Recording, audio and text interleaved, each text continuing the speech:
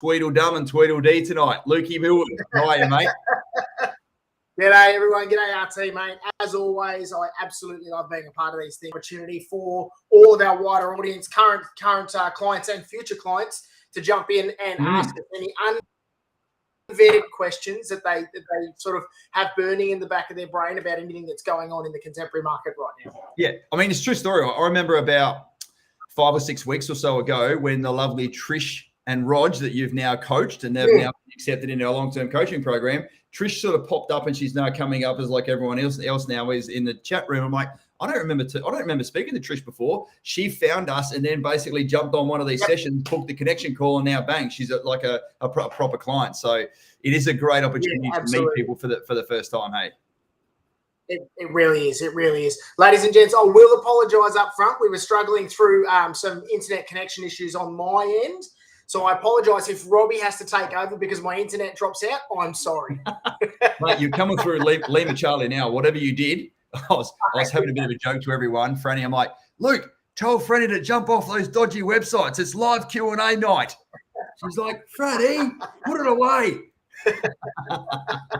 She's dying with the bloody embarrassment right now, isn't she, mate? Hey, talking about bloody legends and good blokes, forgot to pay the bill. There you go. I'm talking about the internet bill, mate. Hello, One Tox. There you go. Benny Hinton, mate, we are very much looking forward to seeing you on Sunday. I'm so glad that you had the opportunity of being down here and you've taken up the offer of coming to join us in the Chairman's Lounge, mate, for the Gold Coast Suns game. So, yeah. My main man Luke's going to be there with us. He did have some things on with his family, but he's dropped those, and he's like, "I'm going to make it work this time around." We'll go and watch some blokes kick a ball around, mate. I know you're not a massive AFL fan, and you know what?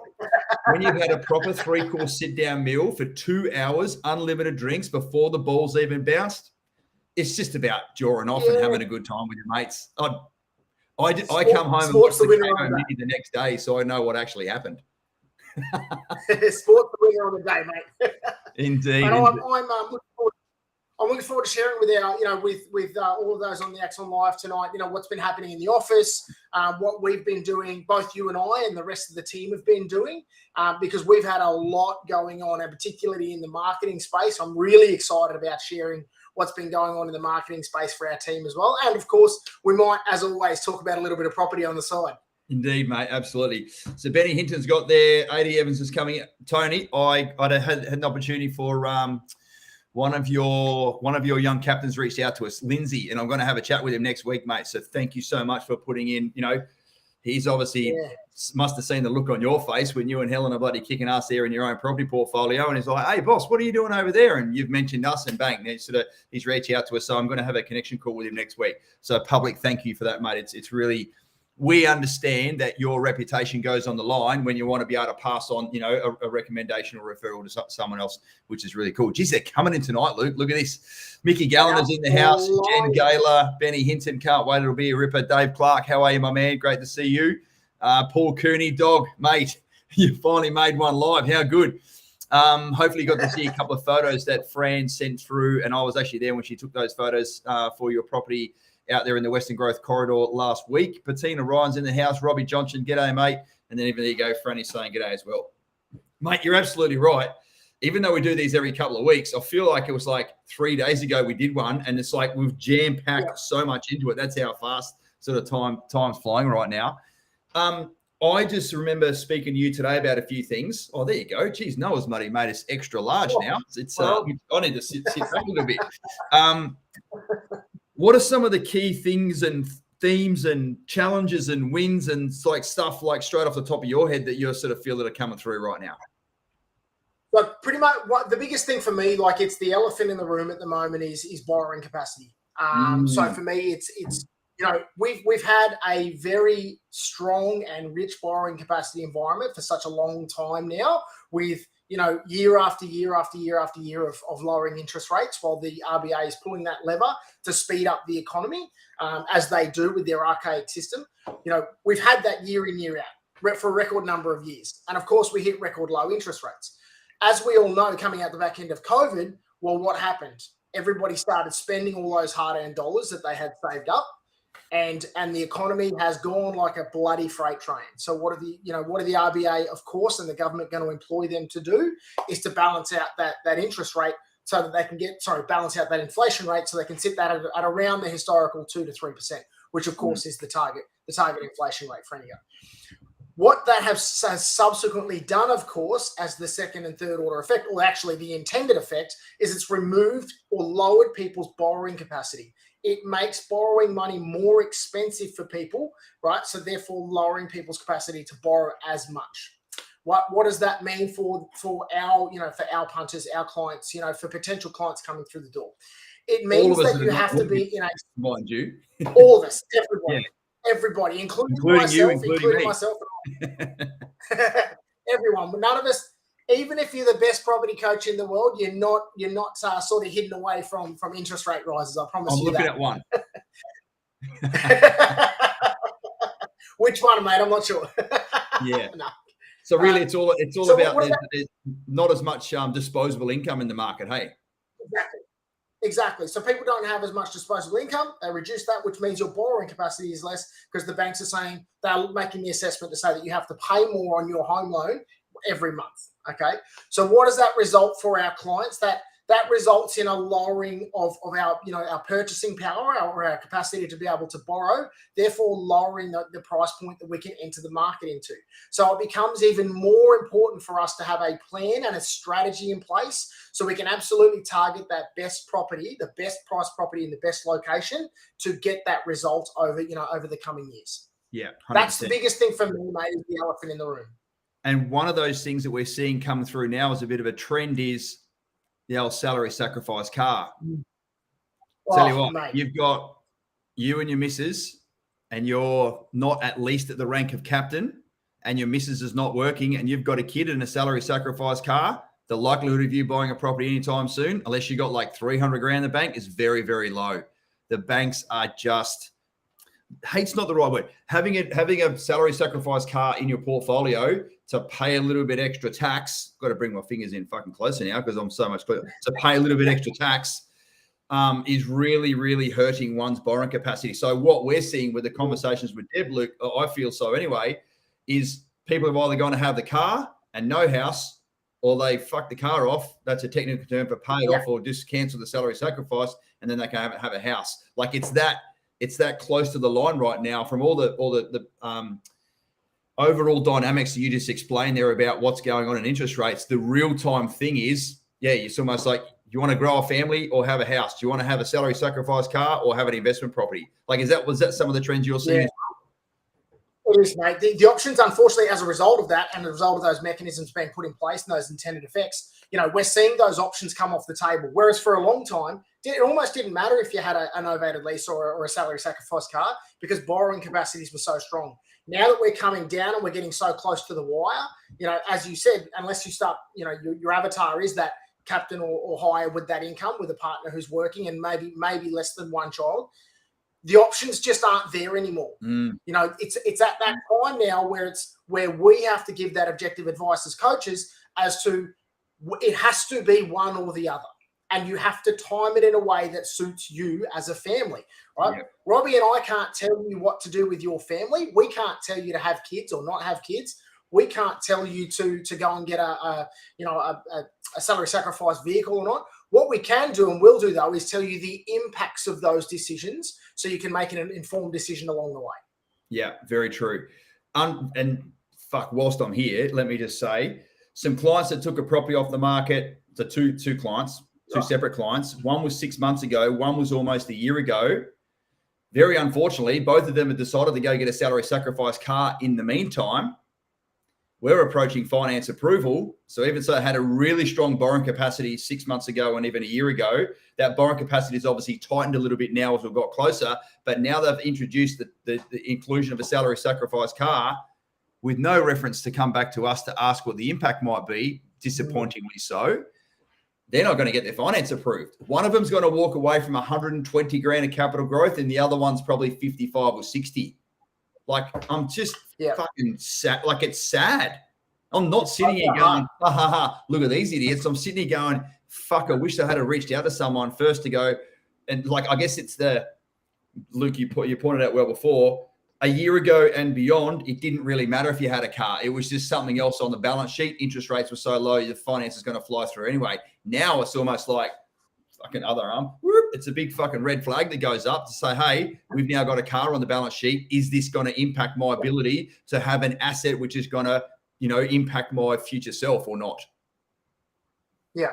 I guess so the so what for, like it does, it breaks our fucking heart when clients have put themselves in such a good position to be able to execute against a plan and a strategy that's been put in place, and then perhaps done something that hasn't been necessarily as considered as it should have been. But I guess there's two messages in that for me, mate. Is the first thing is really you need to consider your options when you're making financial decisions. You need to consider what those impacts are before you start jumping into that finance space of, am I going to buy property? Am I going to invest in my future?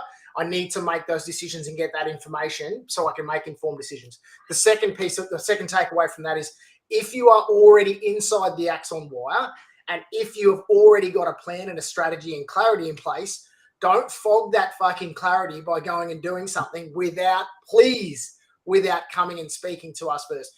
You don't need our permission to have a baby. That's for sure. Like you and your partner can discuss that. And we can't help people with that either, by the way. That's not included in your success package. There are a lot of extra services that aren't included, but that's not one of them, unfortunately. No, the key message here, ladies and gents, is we will drop everything to sit with you or have a phone call or a Zoom or fucking text exchange or whatever it is to allow you to put on the table, hey, we're thinking about doing this, team. I know we've already got the plan in place. How may it impact it? And we'll come back to you straight away.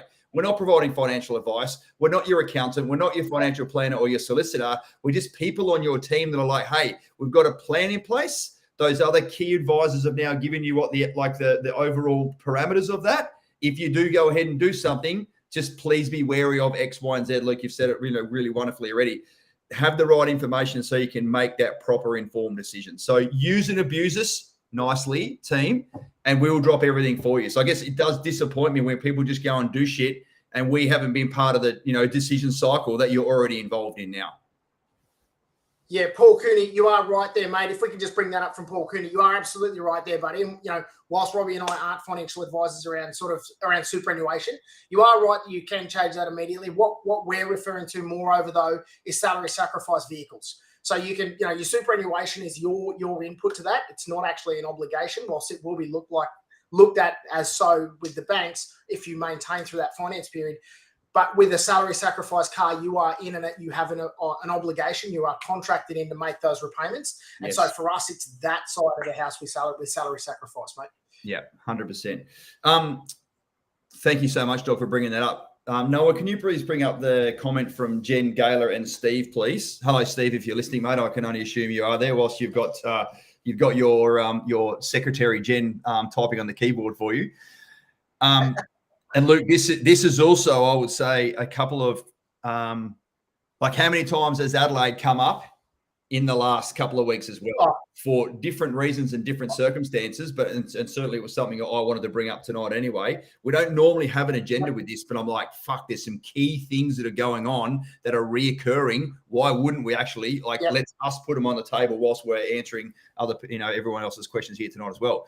With the announcement of the submarine facility in South Australia, and long-term infrastructure and jobs that will be attached to it, has that spiked any property interest in the area? You go first, mate, and then I'll follow it up. And I think I'm going to answer in a way that I probably even haven't spoken to you about. Okay. For me, when I look at this, right, what we've got is we've got one massive infrastructure program or one lot of employment that is backed by one piece of industry. Okay, it's the same as Ryan Mattel, putting their stuff outside the Ambly base, et cetera, et cetera. The risk with that is a coupled risk, or it's a mirrored risk that we experience when we talk about going to a town with a mining boom, right? It's based off one piece of key infrastructure development that if it falls over, for instance, and this is unlikely to, of course, but everything that we've planned around then fails. There is no risk identification, risk mitigation that we have in place, right? The second thing for me with that is again, because it's only one single piece of infrastructure, it doesn't bring with it the 7 ingredients to a healthy property market.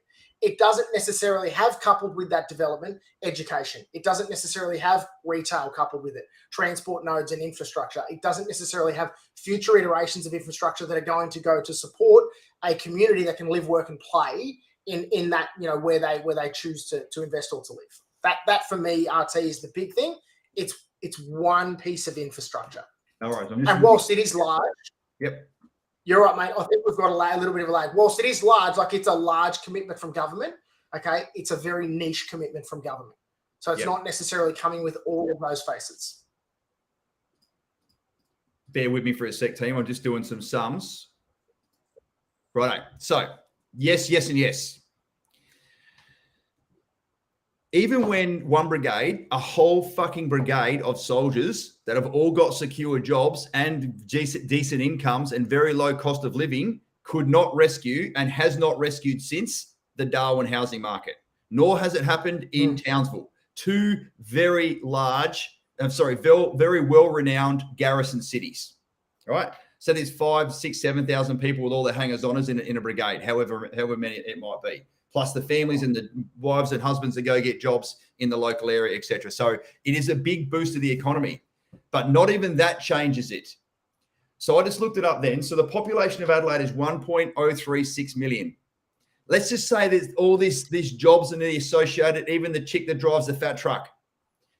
I'm not being sexist here. It's generally a female that drives the fat truck. She's got a fucking job. She might want to buy a house. So she's in the supply chain of what the submarines might look like. So there's 5,000 people, team, 5,000 people that then go ahead and attach itself to your direct question, Steve and Jen. What influences are going to have on the South Australian market? Let me just times that by 100. 5,000 is 0.038 of the population of Adelaide. Now, I don't know anywhere you would see from a balance of power perspective or key influencing factor that anything of 0.038% is going to change things significantly. That is what would be the definition of that? A poofteenth or a bee's dick? Either. You've heard of both of those. So I guess if we've got, sure, it's a massive project and the billions of dollars of how much these things cost should not be confused with the 5,000 humans that are going to go and work there and make 0.083% of a difference. It doesn't cut it, team. It doesn't cut it. I'm from Adelaide, Port Pirie, South Australia. All my friends, family, cousins, aunties, and uncles all live down there. It's a fucking great place to go and live. How much of my dollars have I spent in that location? Sorry, I bought a block of land with my little sister up in Moonta that I've still fucking got, by the way. But that's one of my pits in my stomach from bloody 20 years ago. But yeah, I guess everyone hopefully can follow on what I'm talking about here. A huge project of that size will not tip the scales or divert the course of history to all of a sudden make fucking Adelaide the next boom town. I'd love to hear what you're talking about. I'd love to hear the feedback in the chat, team, about whether you follow my logic on that or not. Now, for those that have already got a property in Adelaide, or for those that are being posted to Adelaide and want to go ahead and use their ADF housing entitlements, Luke, that'll be the next little thing we're talking about, whilst they're there. Yep. Do I hope the Adelaide market goes fucking bananas for you? Of course I do. I'm not being a sad Sally about it. I'm just providing an objective view going, well, we've got a little bit of a litmus test in the business here. What will we do if we were in your shoes? And it fucking doesn't include buying a house in Adelaide while you're in RAF-based Edinburgh for the next 18 months. Because then you're stuck with a house in Adelaide that we don't believe is going to have the same performance. What did I read before? Richard Holloway. I know the Axon team sees Southeast Queensland as a great investment area. So yeah, that's my response to it anyway about what's the major impacting factor which is going to make it happen. Not the $30 billion with the subs fucking cost. It's all about are those 5,000 people really going to make a difference? I don't reckon. Your thoughts on that, Luke, by the way? You might not have heard me put it in those terms. No, I haven't, mate. I haven't. And it does come down to the physical human numbers. Like you can pump, if the numbers aren't there, then the projected planning's not going to be there to provide the infrastructure on, like we're seeing up in some of those areas that we work in. You see the master plan communities and those planned out resources that are available at those points in time where we have the key indicator is population growth. Once we have that population growth, they then enact those phase 2s, phase 3s of those master plan communities and those larger services that are then provided. So you're absolutely right, mate, that, you know, that 5 to 7,000 people, including the, you know, the lady driving the pie facility, even you know, that's even if you count that in the numbers, mate, that actually does bring me PC. You don't need to be PC on the live Q&A. I've been doing this for like 4 years now. I've been pole vaulting over the lines of PC for fucking years. You were listening to them when you were in East Timor, even when you were Luke from the Gold Coast. You're like, oh, that's a little bit controversial. I know, it's my fucking show. I can say whatever I want. Like, put it this way. I said Elon Musk then. What's his name? Fucking Zuckerberg hasn't got my number and he hasn't reached out to me yet. Just say, hey, champion, tone it down a bit on the Q&As, can you? Not yet. Not yet. All right, love it, mate. I knew having you on these sessions with me was just going to be. I'm having more fun than just, you know. You can see everyone in the chat bloody having a ball as well. Please go on, mate. Mate, you actually I was going to transition into this, and you sparked me into it. The people, and it's come up again because we're Adelaide heavy, and a few of our clients or a few potential clients that we've been working with and providing those, you know, providing that strategy and putting the plans in place for them. One of the points of consideration is, should we buy using our ADF entitlements in the location that we are currently located in, and then once we post out, turn that into an investment property? Okay. Now, of course, if you are in an area where that is rich with the 7 ingredients to a healthy property market, we absolutely recommend that you do that. Okay. If you are going if you're going ass about face and you are chasing to buy a property based on the entitlements that you are going to get and potentially the entitlements that you are going to burn on that property, like I did, okay, the tail is wagging the dog.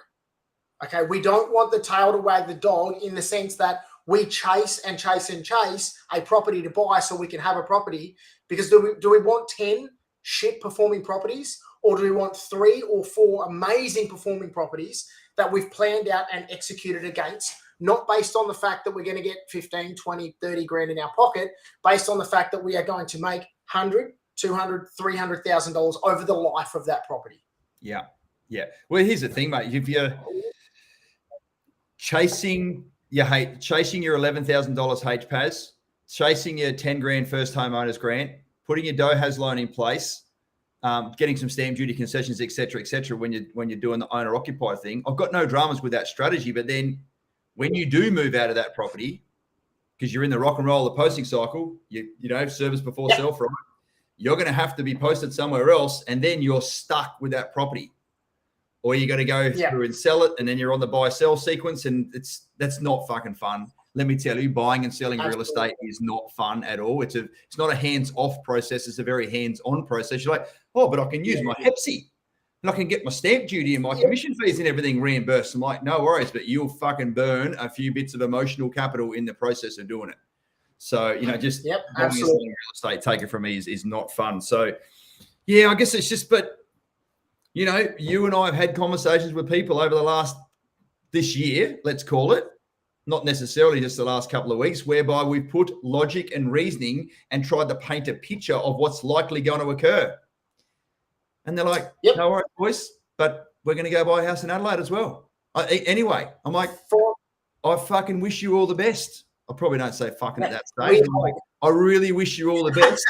And we'll be here for you when you want to look at things a little bit differently one day. So it's one of those things, isn't it? And we do as coaches, and you know, but the entire business gets emotionally invested in our clients getting the best outcome. So for us, it's you know, it's not. We're not angry. We just get disappointed. We've lived, you know, Robbie and I have pits in our stomach that we've made those decisions, like, you know, Robbie talking about buying a block of land with his sister, buying a property in Gladstone before we're inside the industry and understanding what are those key drivers and key inputs to success in this industry. You know, and myself doing the same thing. I made that emotional decision and I went down that path through a lesser better judgment, and you know, through not wanting to get, you know, guidance, help and assistance and coaching and mentoring and that sort of stuff. I made the decision, and I've lived the outcome of, we as a collective, we try to prevent our future clients from having to live that dream based on an emotional attachment to a property, because it is a big thing. Buying a house is a fucking huge thing. Whether it's an investment property or whether it's a principal place of residency, the first one is it's the largest thing people have ever bought in their life. And so it becomes even more imperative that you have some people in your team who take the emotion out of it and use pure logic to provide you the information, and to be able to provide you with the judgment and information to make the decisions. Yeah, exactly. Thanks for that, mate. Noah, can we just rewind a little bit? Tony Evans, I'm so sorry, mate. We got sidetracked on answering some other questions, which then took us down a bit of a rabbit hole. Noah, can you just go back to Tony's question where it says, is there any serious consideration of reducing the buffer when used when considering borrowing capacity? The plus of 3% is understandable, whereas the risk mitigation when rates are so low. So, delving back into what we were before. Tony, I actually see it that the banks are more concerned now about people borrowing money. Therefore, the 3% buffer needs to be there as a must-have, as an imperative, because there was this small thing called the Banking and Financial Services Royal Commission. Small thing. It was fucking massive, right? About 3 years ago. And certainly the amount of loans that were written for people that could never afford them, the dodgy mortgage brokers that were submitting deals for banks for loans that could never service in the first place. That's illegal, by the way. And just, banks sending fucking letters to dead people, etc. This is all reported in the media. I'm not speaking out of school here. The whole banking and financial services sector, Tony, never wants to get back to that stage. So the loading of a 3% buffer on what the assessment rate's going to be, or the real term interest rate, say 6% on your investment loan. Deb's getting some loans approved at the moment for some people like 5.3, 5.4, but everyone's got their own circumstances. Then they plus another 3% on top of that to go, what if interest rates were 9%? Could Luke and Robbie, as a married couple, fuck, imagine that, right? Could Luke and Robbie, as a married couple, service the loan at 9%?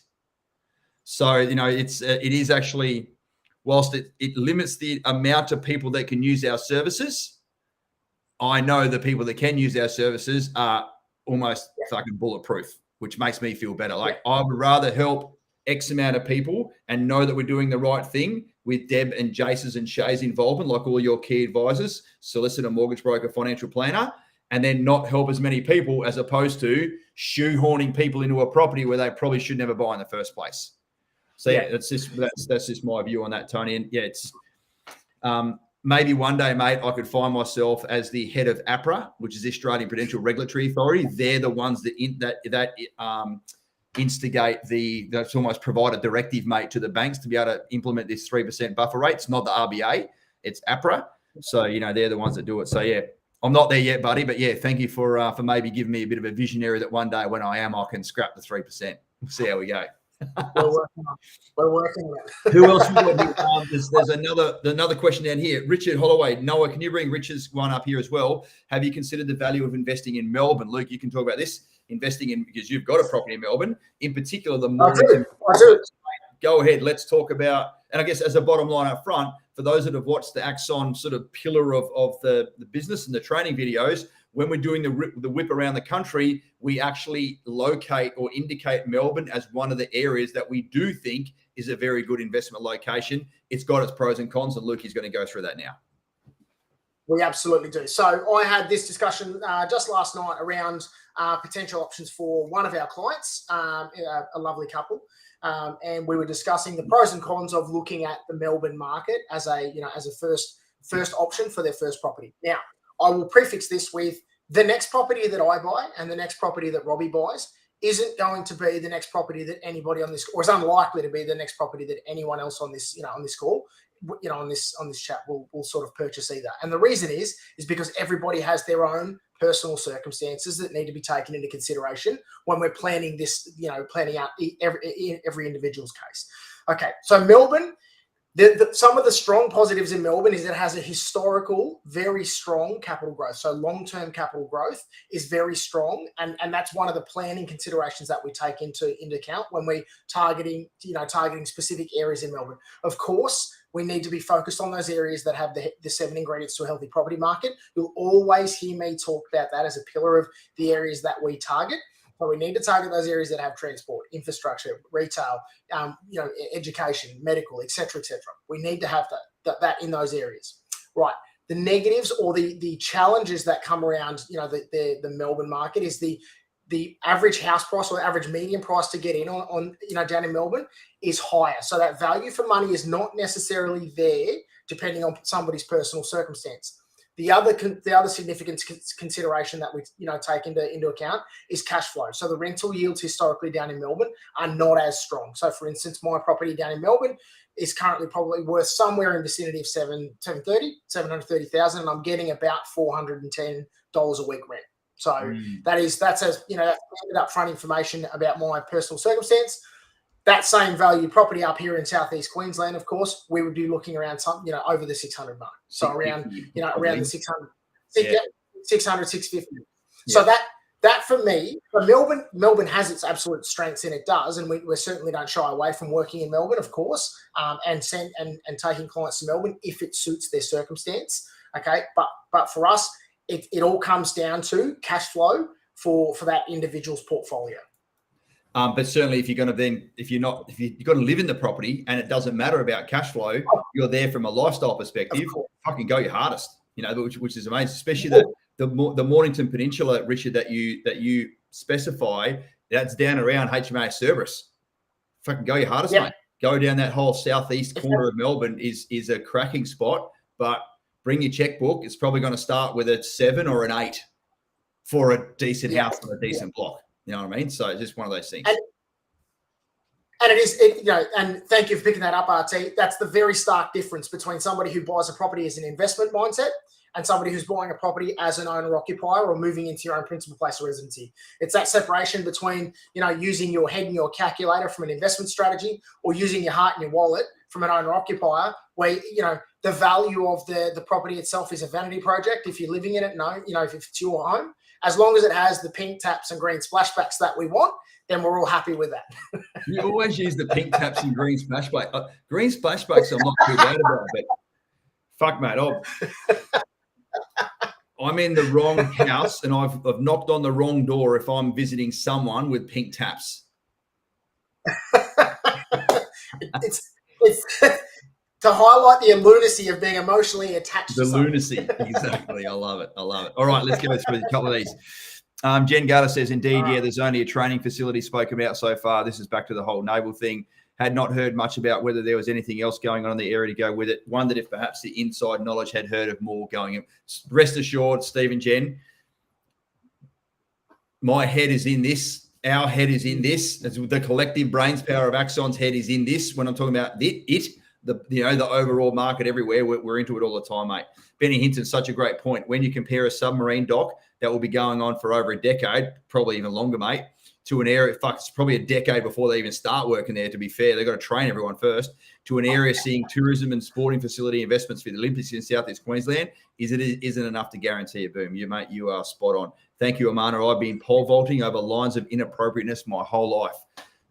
So anyway, Paul Cooney, South Australians' unemployment rate was recorded at 4% in February, as was Vic and NT. So 5,000 new jobs may make an even less of a dent than in some other places. Thank you for following my logic there, mate.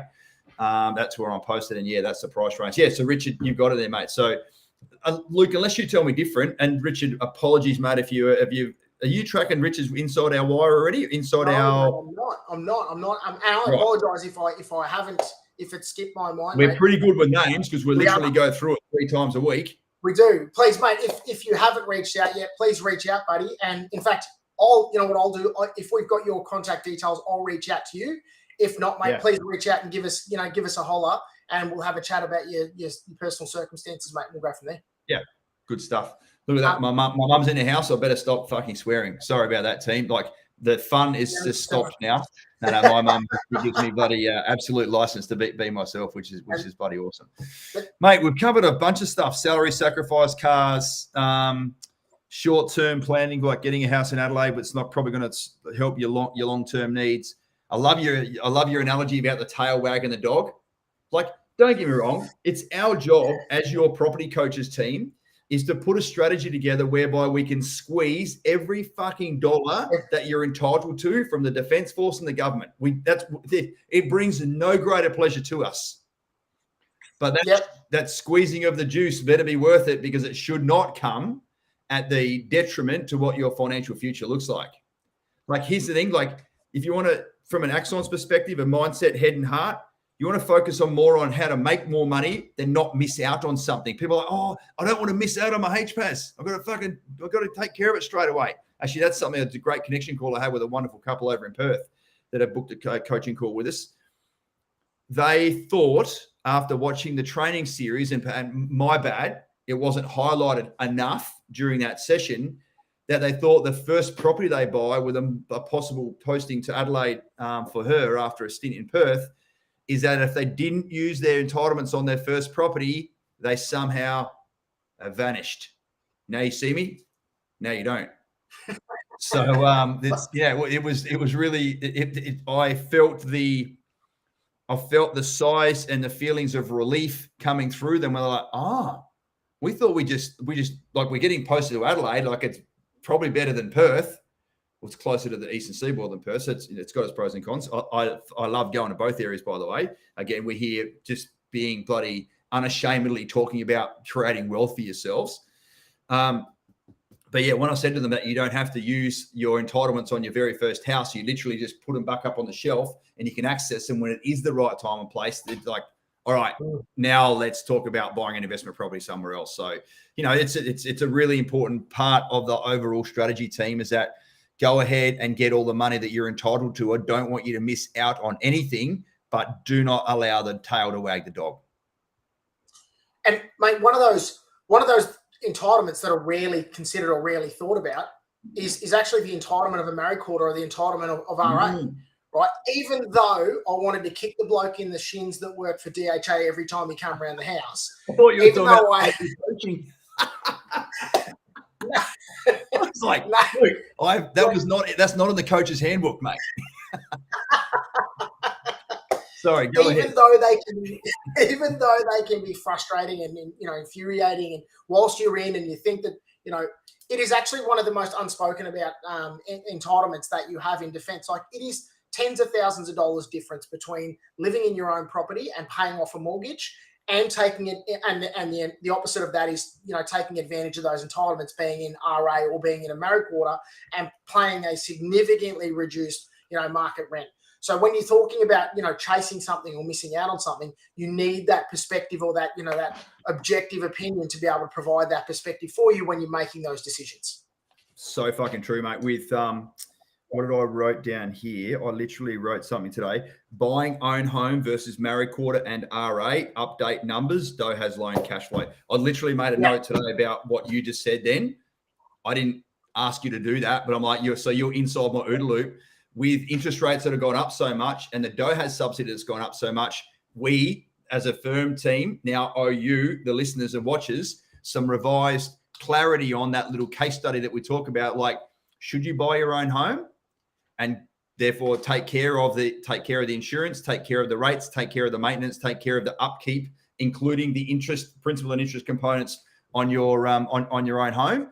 Or should you just keep living in your married quarter or your RA, living cheap as chips? I ask everyone, and I'm like, when they're in RA, I'm like, how much is everyone else paying that's not in the military in your street? And they're like, like $1,000 a week, sort of thing, or significantly more than what they are. I'm like, all right, so if they're like $600 a week more than you, there's $30,000 of extra income in per se that you have in your life for you to live in that suburb and you to live in that street, and you're paying $400 a week, not $1,000 a week. And as you and I look at on the pay slips that came through with a couple of clients recently, we can see that the RA and married quarter rates have all gone up with everyone as well. But you know what? Fucking, it's got to be a little bit of give and take there. Well, there you go, Benny Hinton. I should have seen that there. Yeah. It is so much cheaper than the neighbours that we're in. I worked out that my rent has increased to $75 a week over the last 11 years. Luke, your point you made about the ADF housing entitlement of living in subsidised housing, be that service residence or RA, has never been more powerful. It has. That is absolutely the truth. Now, don't get us wrong. If you're in one of those areas that have the 7 ingredients healthy property market, and it is the right time for you to pull your trigger on those entitlements, and jump inside of your own property and then subsequently, plan out moving out of that and turning that into an investment property and being able to rely on that sustained capital growth over time, that is also okay too. The point we are making is don't pull the trigger on blowing your entitlements because you're chasing, that $10,000, $20,000 up front at the expense. I had a great economics teacher. He said, at high school, he kicked me in the ass almost daily to get me to focus in class. He said, do not trade a little bit of money now for a lot of money later. Oh. What I was talking about, what he was referring to me was going and working while I was in high school and not putting the effort into my grades and my studies and that sort of stuff. That is, please, ladies and gentlemen. That's a great quote. It is absolutely pertinent for you guys. Do not trade a little bit of money now for a lot of money later. A little bit of time and money now for a lot of money. Yeah, that's a belter. Right. That's going on my fucking wall in the office. I love that, mate. That's very, very insightful. Can you tell old fucking Mr. Jones back in Axon. Fuck, how close was that? Yeah, mate, that's bloody gold. Fuck, I was on the tip of my tongue that I was going to say something else. You have I've taken it from myself.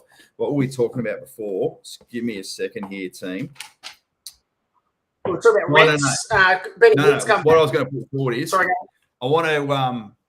I've loved everything that we've spoken about so far, but with the 15 minutes or so to go, I want to actually shift gears and talk about a couple of podcasts we've done this week, this fortnight. Oh, nice.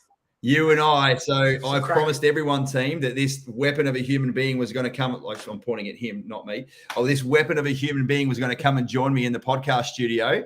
Mate, before we go into the couple of awesome guests that we've had recently, how are you enjoying being a podcast host and just getting in there with a microphone and the headphones and just flapping hard?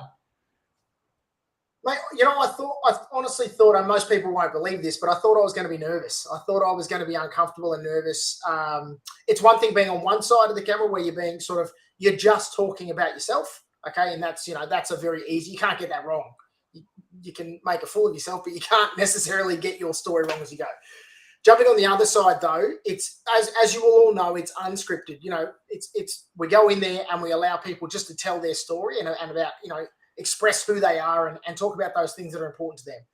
I have absolutely loved giving people an opportunity to do that. Like it's something very special to see some of the things that motivate people and see and really get to pick their brain, like to unpick why they made decisions and unpick, why they executed against it and maybe left some other things by the wayside. I am thoroughly enjoying it. I thoroughly enjoy most of it. Almost all of it doesn't get edited, of course. Unless somebody asks us otherwise. But it's always good to know that we've got Daniel in the background there, who's rowing the boat hard to make sure we don't look too much like bullheads through the process as well. Mate, it's something I'm really proud of, actually, and it's Axons Unleashed for a reason. Just what this is, we're live. Yeah. This is unscripted. It's live TV. Yeah. If we stuff up or say something good, bad, or otherwise, it is what it is. I can't. Yeah. There's maybe been one or two times where there's been a significant slip up. Mainly by me, or like a fucking camera's fallen over or something, where we're like, hey, cut, let's just rejig and go back in. I think we've done 56 or 57 podcasts now. Noah's put a link up to one of them there, which I'll speak of in a minute. But I'm really, really proud of that. It has just been off the cuff, and it's just it is what it is, and it's been, I have, as you will do, mate, over the coming months and years when. Much more of your peer group get to see and hear you on the podcast, much more frequently. You're going to join me on all of them, really, going forward, like you do here, to be my, so we can be co-hosts together.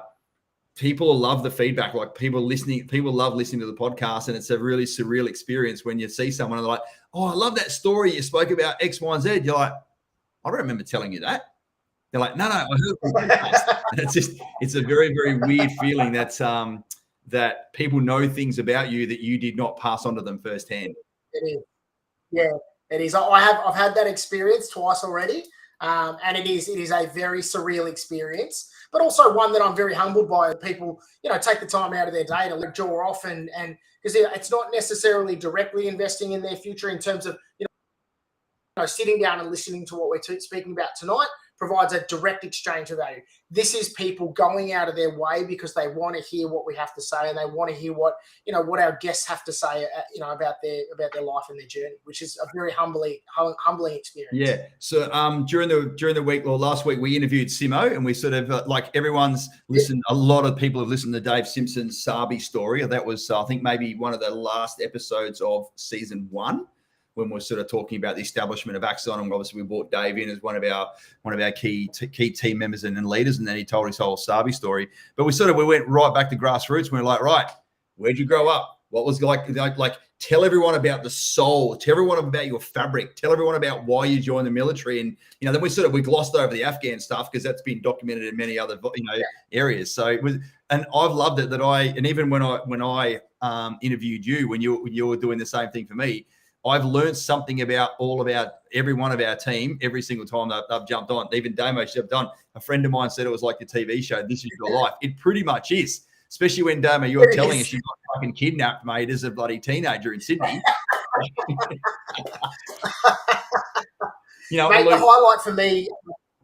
Please. The highlight for me for Damo. Highlight for me for Damo, of course, was him getting kidnapped. They should have roughed him up a little bit. I'm kidding, Damo. They didn't do that good a job. With Simo, though, I really liked. I'm looking forward to everybody hearing it. I really liked learning, and I knew this already. Simo is like a dog with a bone with his tenacity. And I mean, the pun is intended, ladies and gents. When you hear about how driven he was to get himself inside the dog wire in Army, it'll be absolutely inspiring for you. And it was for me. Like I know that a man like that is that motivated and driven, but when you hear his story, it's just really heartwarming. Yeah. Have you had a chance to listen to the one I did with Craig Ball yet? I haven't, mate. No, I haven't. Oh, mate, it was excellent. He was a Special Forces signaller in the SOTG when I was there, and did a whole bunch of really, really important stuff from a strategic and tactical comms point of view. But then he got out now and he's like a life coach. He helps people with mental health, PTSD, being able to reclaim their power and just basically just be a better human being, but based on the experiences that you had in the military. One of the really interesting things that we spoke about, obviously he knew that I was a digger NCO before I changed across and went to the dark side and met you. He was saying that, so now he's employed by many veteran business owners, and he said the business, and this is a summary of mine, when you do a few podcasts and like you do 1 or 2 a week, they all sort of blend in very, very quickly, I assure you. Yeah. The most industrious and the most grounded and the most driven business owners are not the ones that were officers. They're the ones that come from the OR ranks, and he was sort of saying that, when you've got like the levels of adaptability, like improvise, adapt, and overcome sort of element that that I provided you during your leadership training down there, it happens at a different level at that OR level. So when one of those ORs gets in and they're a business owner, they're jumping in and they're improvising and they're being resourceful and they're just trying to squeeze everything out of it, as opposed to an officer who might have a bit of a higher level understanding of stuff. So it was just an interesting perspective of some of the training that he's had with some of the business. Because I asked him a question, something like, "Oh, I bet it's really great when you go in there and you get to listen to highly specialized, decorated, high function officers that have got out now and they're business owners. They must be great." And he's like, "Actually, it's not. It's the other way around. It's the diggers that have fucking gone through the grind that have now got a business that are awesome to work with." So, have a chance to listen to that one, ladies and gents. Craig Ball. We've got a bit of a book there as well, Reclaim Your Power. So, episode 56, I can see on my screen now, which was good. And then, of course, we had one of your really good mates, Benny Evans, come into the office yesterday, and we had an excellent podcast with him. It's a really, really good experience of having someone who I don't have a history with. Sure, we worked out we actually did know each other from a long time ago. As soon as I saw him, I'm like, "Oh, I know you."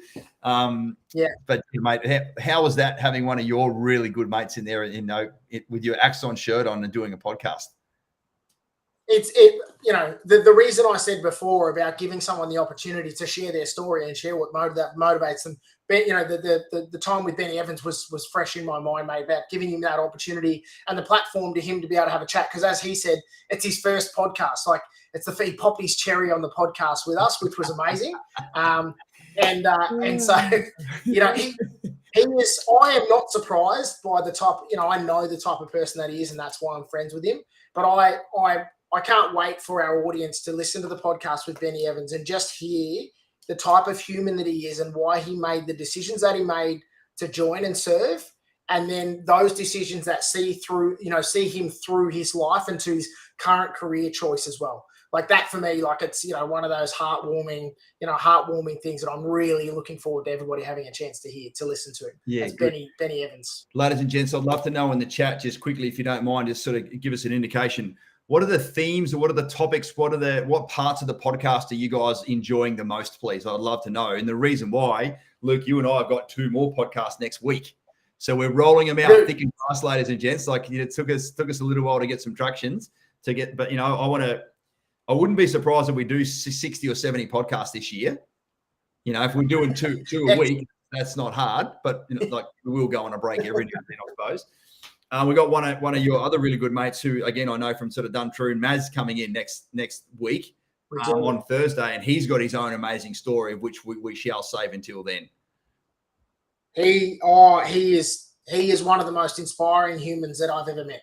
And I am genuinely really looking forward to his opportunity to share his story. It will blow you away. And I don't say that I genuinely mean that. This guy has been through the absolute ringer from a life perspective, from where he started out. And his story is one of the most inspirational stories that you will listen to. I promise you all that. Yeah, awesome. Amana said that one with Craig was brilliant. Can't wait to read his book. Now, Amana, as you and I were talking in the hallway earlier today, there's a part 2 to your story, which is going to be documented on the podcast as well, which I am intrigued about myself. So I'll be sitting back and I'll be letting you do all the talking on that one, mate. So I can't wait to have you come and join the podcast as well. And on Tuesday, ladies and gents, I've got Andrew Smith. I'm going to do a podcast with another mate of mine from down in SOCOM event. I've got like this private Facebook group where, a bunch of bloody ex-operators are in there. And I just said, hey, fellas, I've got this bloody podcast. I've been doing it for a while now. If you want to come on and tell your story about, why you joined the military, how was your transition, what are you doing now, tell people about your business and how you're helping people. Like it's been a real sort of little coup there to get a bunch of heap of awesome individuals. And please, Luke, as you're doing, I don't even know if I asked you to or told you to, but like, again, your levels of resourcefulness, you're like, I've got fucking blokes that should come and join the pod, guys and girls, by the way. You've got your circle of friends, your network. It's a free for all, mate. You just put it in the calendar and I'm there. And I'll let you all know that I'm the least performing individual in my group of friends. They are a incredibly talented, incredibly charismatic group of guys and girls. And it's going to be great to have them come and join us. Mate, do we want to switch gears and just give a quick insight into what our marketing team got up to, for those that haven't seen on the on our social media? Mate, that's a great idea. And I was just about to say quickly, do not ever shortchange yourself like that again. Everyone needs a good logistics officer, mate. Let me tell you. Logistics. The difference between a click and a bang. Logistics and comms. That's amazing. My mum says she loves listening to her son. I'm so proud. Amazing. Thank you, Mum. I can feel the love coming through. I love listening to hardship stories and how amazing our guests overcame it. Well done, Fronty. That's awesome. Jen Gaylor said the history in the background, why is who are they, etc., who they are, etc. Love it. So, not last week, but the week before, Tamara, who's our director of marketing and general manager, took the actual marketing manager and our videographer Daniel across to a huge event in San Diego called Social Media Marketing World. It's as those that have been to America before, everything is bigger in America, and they went to this huge convention center on the water down there in San Diego next to the USS Midway Memorial. It's where they hold Comic-Con, put it that way. Like all the fucking comic characters go there once a year and it's do their thing. Tens of thousands of people. But this is all about, as the name suggests, social media marketing world, the latest trends about artificial intelligence. What sort of different sorts of YouTube clips, YouTube videos people are watching. What sort of things are being consumed more on Instagram and Facebook and LinkedIn, etc. So it was a really insightful little session today that we had, and it was one of the things, Luke, that sparked my interest the most when I joined the other firm straight out of my Army career. Was that fella took me on a marketing journey which served me so well. there's so many business owners, and Noah will attest to this, the executive producer on the back of tonight's session, who used to work for one of the largest marketing firms in Brazil. The majority of business owners just have marketing over there. It's like they're like the Intcore dudes. Just fucking sit over there in the corner, don't say anything. But when I come and ask you something, you better fucking know the answer. Like, that's how marketing is generally treated in most businesses. Yeah. Not me. I got the opposite. I'm like, oi, you come and sit front and center. I want you to be involved in our decision making. I want you to be involved in our brand. I want you to be involved in our reputation. I want you to be involved in the fonts, the collars, the colors, and everything we use, because that's what people see. Are you really, really starting to feel that now as a coach, that the other part of your personality, your character in this business is to be, you know, we're doing, this is us now presenting our brand, and it's just one of those things that has to happen. Mate, I love that, you know, we use it in our coaching when we're discussing it with our clients. We right up front, step one of the Axon business model, the Axon process is education. And there was that sign over the, you know, in the Badco Hall over, you know, at Duntroon that said, never stop learning.